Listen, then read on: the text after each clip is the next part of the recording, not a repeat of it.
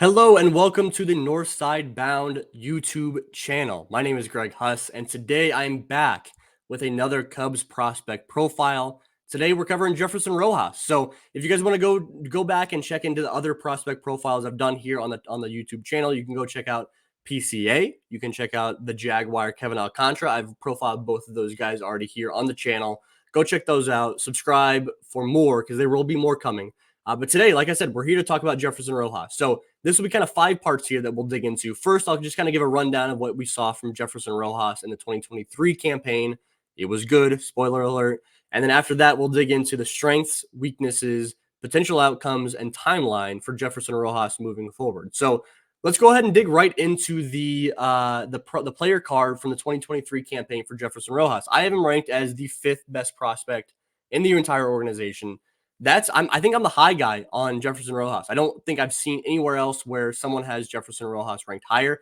I'd be shocked to see that as a thing. I think that um, I am a little bit early, and we'll dig into that as far as Jefferson Rojas. But let's look into his year from last year.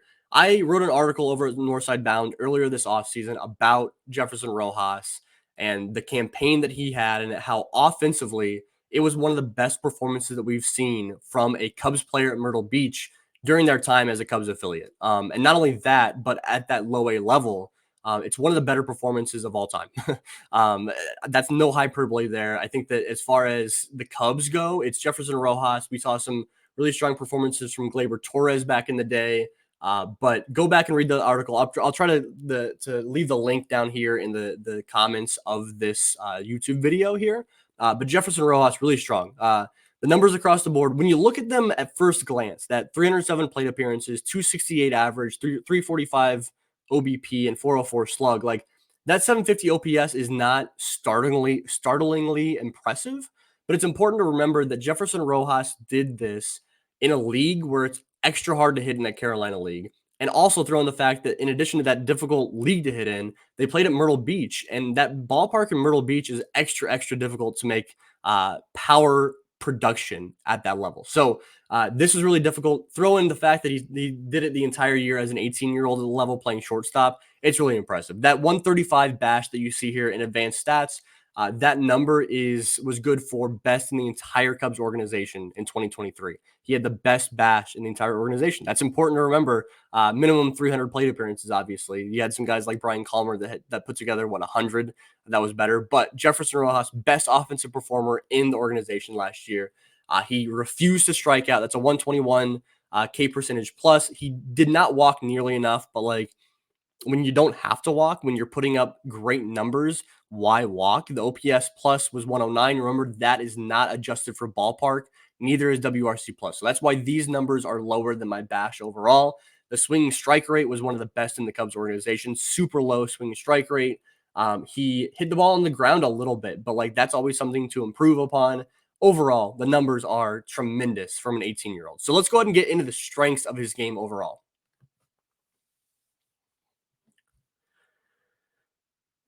Can I say everything? Right? The strengths as far as Jefferson Rojas, I think that coming into the 2023 campaign, we did not expect hardly anything from Jefferson Rojas, let alone his ability to take over as a starting shortstop in Myrtle Beach from Christian Hernandez, who we expected big things from Christian. It ended up being Jefferson Rojas as the guy, right? So not only does he put up good numbers, but he looks the part. He does not look like an 18-year-old at the plate.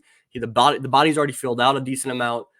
He makes quality contact. By the time his swing starts to by the time he makes contact with the baseball, it's a very efficient looking swing. He can clean up a few things, but the swing looks way more advanced than what you'd expect from an 18-year-old. His movements at shortstop look really strong. He'll continue to grow a little bit, but not a crazy amount. I don't think it's just kind of tweaking everything about his game, not necessarily major size. He doesn't need to go a whole lot bigger, a whole lot stronger. Like I said, he's well beyond his years as far as an 18-year-old shortstop. So let's go ahead and that's a whole lot. Basically everything I like about Jefferson Rojas from the 2023 campaign. Let's go ahead and get into some weaknesses, which are a little bit harder to identify.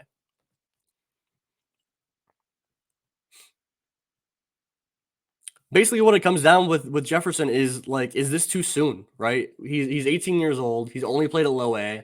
I have him ranked in a very good farm system at number 5. I'm ranked above guys like Matt Shaw and Jordan Wicks, that are obviously guys that have a very high floor considering Jordan Wicks is already in Chicago. Matt Shaw, we know what he did immediately after getting drafted and going to Double A Tennessee. So is this too soon? Am I jumping on the Jefferson Rojas bandwagon too soon? I don't think so. I think we're at this point we're starting to get a little more love from league-wide publications like Just Baseball or like MLB Pipeline. They're jumping on the Jefferson Rojas bandwagon, and man, I'm all aboard. I'm all about it. I think that he will continue to need to make some slight adjustments, right? Like I said at the plate, he'll need to clean a few things up. He'll need to get the ball in the air a little bit more. You'll see with that 46.7% ground ball rate. He'll need to continue to develop a little more power as he continues to climb the ladder, but he can't sacrifice swing and miss as he continues to develop more power. That's an important thing. That's like the most important thing as a hitter continues to climb the ladder is as they add more power, do they swing and miss a whole lot more? If Rojas can continue to kind of develop that power without doing that, he's going to go a long ways here.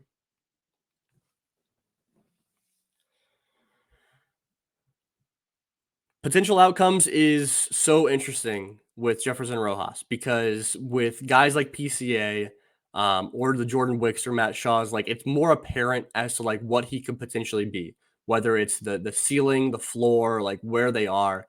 With Jefferson Rojas, like we can't really say for sure. For sure, I'm gonna hit potential outcomes with all of these prospect profiles, but with Jefferson, it's probably the most difficult one to gauge because like he just popped onto people's radars and onto my radar even this past year in 2023.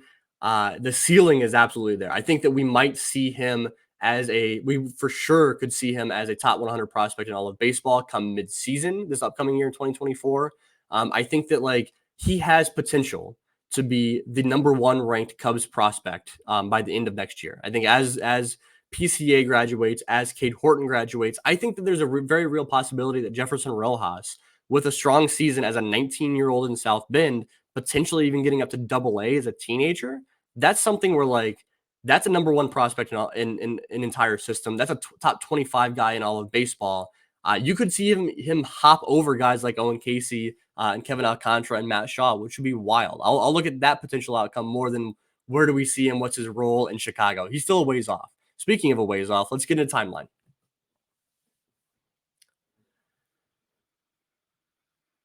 Yeah, so I kind of hinted at it before. Timeline, I expect him to kind of start the year in 2024 as the starting shortstop for the South Bend Cubs in High A. At 19 years old, that's pretty wild. I think anything more than spending time the entire year in South Bend next year should be just icing on the cake. I think it's perfectly reasonable to have this 19-year-old spend the entire year at High A, followed by the entire year the next year in Double A. I think I'm perfectly fine with a very slow burn with Jefferson Rojas. Now, I also think, considering how talented he is, that we might see him again as a 19-year-old in Double A Tennessee to end the year next year.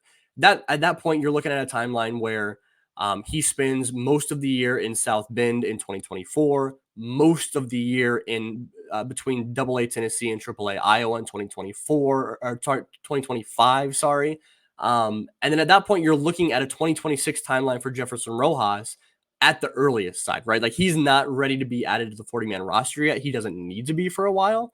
And then you can take a pretty deliberate path in terms of your development of Jefferson Rojas to make him a integral part of your Chicago Cubs roster. Remember, at shortstop, you got Dansby Swanson there. You got Nico Horner there. I'm not jumping to conclusions on where we see and when we see Jefferson Rojas in Chicago. 2026 seems like a early timeline.